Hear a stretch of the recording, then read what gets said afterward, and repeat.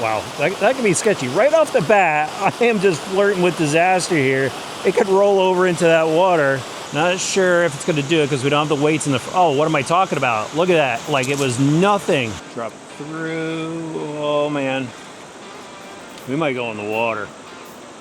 My plan was to hang. No! Redcat has unleashed another giant into the RC world. How's it going, everyone? Greg here with RC Driver, and I got my hands on a new Vertex 6. It's a 1/6 scale off-road 4x4 brushless performance crawler, and wait until you see this thing out of the box. It's pretty impressive. They have built this from the ground up to just dominate on the rocks. I'm gonna show you everything you need to know. I've pulled this truck apart so you can see every detail, and after I'm gonna take it to the rocks so you can see it perform. The beast is out of the box, RC drivers. Look at the size of this thing. It's taking up a lot of real estate on the workbench, and it's looking really good. Let's start off with the body. Comp style body, pinched in the front, dovetailed in the rear. No body clips. It's got clear windows. That's pretty awesome. Definitely like the simple decals on it with the Vertex logo. Comes in your favorite color, as long as your favorite color is blue. And let's check out the hinge setup here on the back, or actually the pin setup, I should say.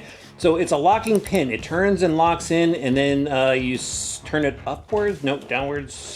There we go. There's the little tab on it. Pull that out, and the body will tilt up forward just slightly. You push it forward, and it unlocks. So there's that front clip. There's the rear clip, and it just keys right into the chassis post. There's a little hole at the end of this post if you want to go throw a body clip in there to make sure it doesn't pop out while you're running. But look at this thing. This is a pretty cool setup. Obviously, twin vertical plate, aluminum plates, 4mm thick, so you got some rigidity there, like the cutouts in the side. It does have composite cross bracing, but these two up at the shock post here, your most important two, actually the one in the front is aluminum, but these two are steel, so you got some real rigidity there for the shocks. Just simple bar in the front and rear for the bumpers, and then you'll notice that it's basically got 3 battery trays. That's because you can run Shorty packs in any one of these spots, or I guess you could run 2 2S packs. They got to be Shorty packs. You can run a single pack in the front, and they say that if you run a 2200 4S pack on the right hand side, it balances out the truck perfectly.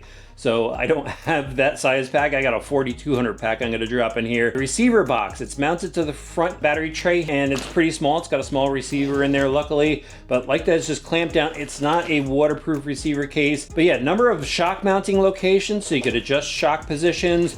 Even like that, they went and bent in the rear upper link mount. And then let's check out the lower skid plate area. So it's got this massive lower skid that helps protect the motor, which is mounted down below. I'll show you that more, but it does have an angled skid. So it's got plenty of clearance here in the rear. Front clearance is 90mm, if I read that correctly. And that center plate has a lot of structural rigidity to it. Honeycomb bracing through the whole center section. The only downside to that is if you're running in mud and stuff, it really collects the dirt and debris. Now check out the massive shocks on this. Aluminum cap with a bleeder screw on the top. It is an emulsion style shock. They have X rings that are inside the shock cartridge here down below. And then they have this 3.7mm shock shaft that necks down into the lower ball end, and I don't like that, guys. Redcat has done that before where they stepped it down where the threads are, and that tends to be a spot that could be weak. So I just wanted to point that out to you guys. Really wish they just kept that large shock shaft all the way down into the ball end, didn't neck it down, but anyway, they do have a shock perch that's captured like that. Progressive springs on this, you can adjust the preload. It's a good looking shock overall, except for that point that I mentioned now. Steel upper mount, so that's nice and solid, and then they go down to fixed positions on the axle. I'll talk more about that later. Into the suspension links, got nice heavy duty metal suspension links. I like that they've got the tapered or flared ends to it, so when you're crawling, nothing's gonna catch on the rocks, everything's just gonna slide. Metal pivot balls throughout, 2.5mm hex hardware going through that stuff. 4-link in the front, 4-link in the rear. Definitely a good looking setup. I like that the riser block in the rear is a separate piece. I'm pretty sure we're going to see some aftermarket riser blocks that are a little higher. And then up front, the center link mount is part of the servo mount. Composite looks pretty heavy duty. That's a thick plate there. And just really quickly, check out the steering links. There's something really cool about this setup. So they have adjustable Ackerman in here. They've got inserts in the steering box so you can turn those around, adjust the steering response, little spacers in the link here so you can go and adjust that if you do adjust your Ackerman, but looks like a really heavy duty setup. And then it's got a metal servo arm on it, a clamping servo arm right from the factory. The driveline, we've got lots of good stuff going on here. We're going to start off with the transmission case in the center, multiple piece case. It's got an aluminum plate on the front which the motor mounts to, and you actually remove this front section here so you can go and adjust your gear mesh for your pinion and spur. All ball bearings on the inside, all metal gears, including the spur gear. Metal shafts, of course, through the transmission. And the cool part about this transmission setup is it's got selectable underdrive. So you could use 0% when you're flat landing, and then when you're crawling up stuff, you could switch it over to 33% underdrive. Pretty awesome. It's got these steel slider shafts all the way down to the axles. These look really good. And then the axles themselves, I'm pretty impressed with what I saw on the inside of these. So starting off at the rear, took this apart for you guys. It's got a aluminum spool in the center. It's got hypoid cut gears, high pinion angle on it. So you got the clearance in the front, ball bearings, of course, steel shafts out to the hexes. Those are 17 millimeter hexes holding on the wheels. We've got some bracing on the outside here, which looks really good, but they also have a steel insert on the inside, a steel sleeve. That's gonna make the axle much stronger, less the chances of it breaking in a hard crash because you've got a lot of weight with a larger rig. The only downside I saw to the axles is, again, those mounting points for the shocks and for the links are fixed to the axle. So if you break those, you're swapping out an entire axle here instead of just the mounts. You probably noticed that the pumpkin is centered in the rear. Up front, it's offset to the side. And then this is really cool. They have a double joint CV on the outside, so you get tons of steering angle. On this large scale rig, this tire just swings out until it hits those suspension links. Definitely like the size of the steering knuckles. And again, 17 millimeter hexes holding onto the wheels.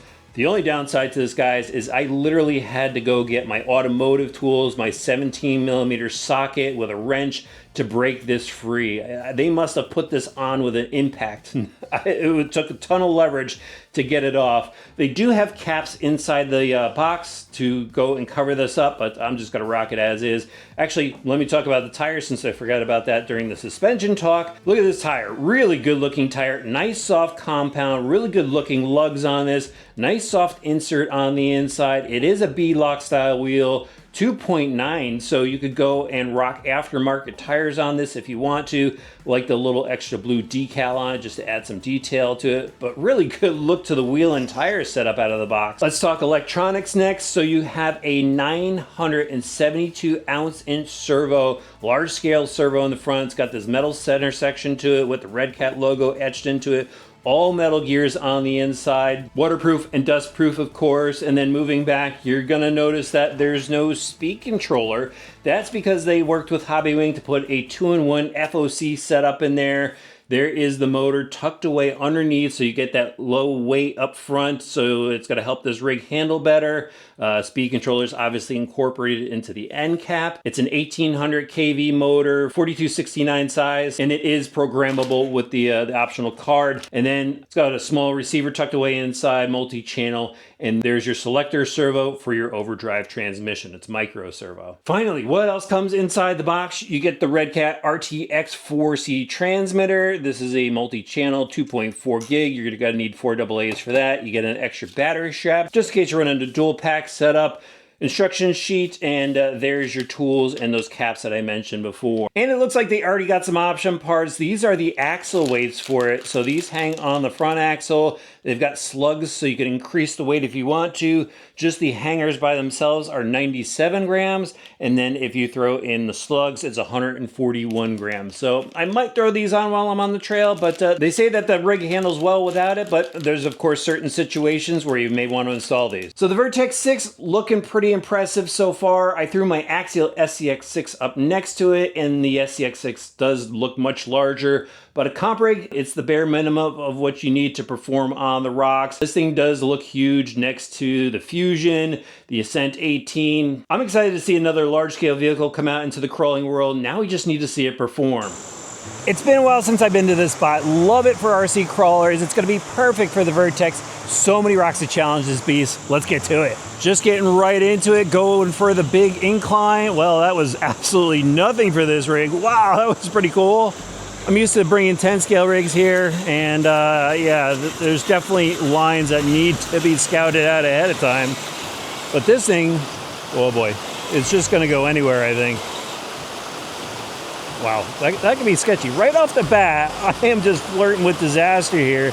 It could roll over into that water, but no, this beast looks like it's just gonna be dialed.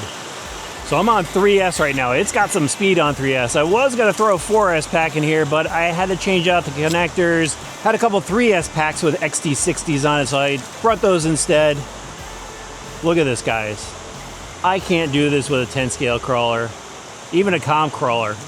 That just went right through like it was absolutely nothing. Do the drop down. Plenty of clearance from that skid. Oh, we got a little axle hang in the front.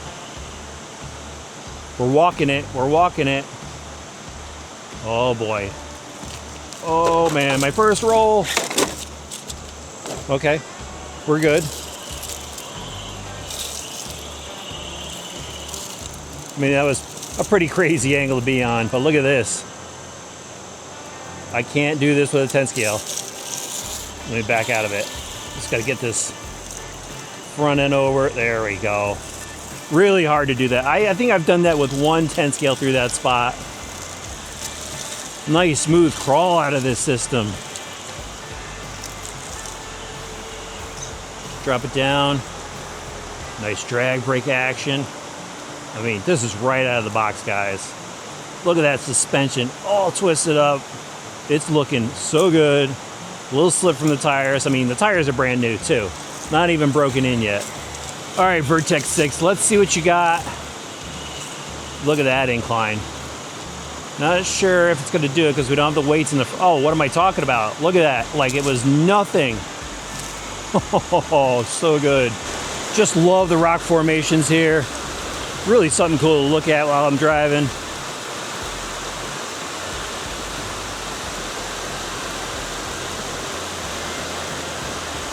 This is another spot I've gotten very few 110 scales up, and it's like nothing for this.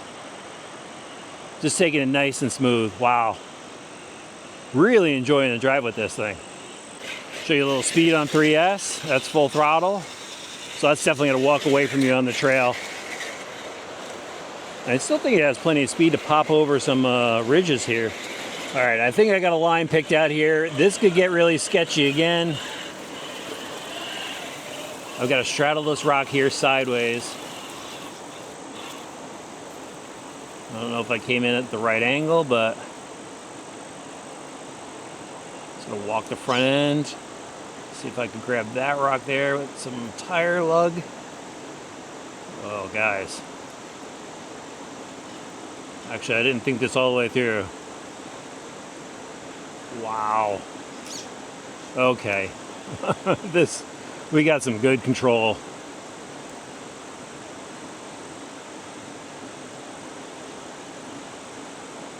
Drop through. Oh man. We might go in the water. My plan was to hang. No! Oh. We're gonna see if it's waterproof. Well, the only thing I was worried about was the receiver, and we're still moving. So I think we're good. Little side hill action, watch this. So confident with this rig. Only had a few rolls so far.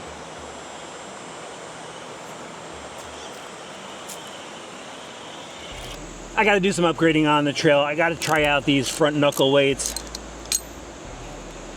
Yeah, that'll definitely add some weight to that front end.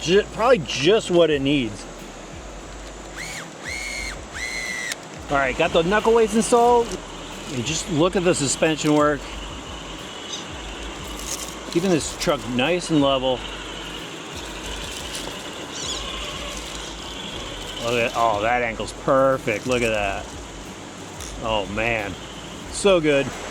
I think Redcat's a company you really need to look out for RC drivers. They just keep up on their game more and more with every release. The Vertex 6 is proof of it. I mean, we've got an all-metal driveline in this beast. It's got some serious steering angle with those double jointed CVs, thick chassis plates on this. It took some hard tumbles. I didn't break those shock shafts. I mean, this thing seems to just crawl whatever you put in front of it. A little bit is tires that I think they just need to break in. You know, once it gets a little bit more grip out of it, I think it's going to be great. The front weights, although they said, you know, you could drive it without it, I think it's just a great purchase for you to get at some point because it really helps glue this rig to the rock. And if you're into it, if you gotta have one, I'll have links for it in the video description below. Let me know what you think about it.